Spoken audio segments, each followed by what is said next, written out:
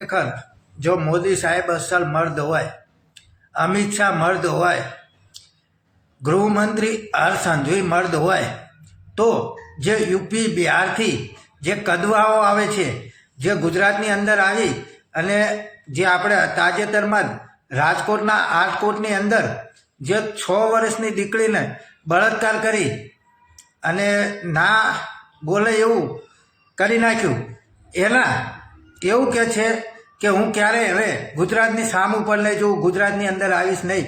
તો નરેન્દ્ર મોદી સાહેબ, અમિત શાહ, હર્ષ સંઘવી સાહેબને નમ્ર એટલી જ વિનંતી કે જો તમે અસલ મર્દ માણા હોય ને તો યુપી બિહારથી જેટલા પણ બહારથી કદવા આવે છે ને એ ગુજરાતની અંદર ના આવવા જોઈએ.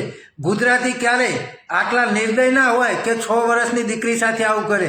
એટલે આ વ્યક્તિ બહારનો જ છે, આપણે સૌ કોઈ જાણીએ છીએ. પરંતુ જો અસલ મર્દ હોય ને તો આ તમામ લોકોને ગુજરાતમાં આવવા માટે એક રોક લગાવવી જોઈએ.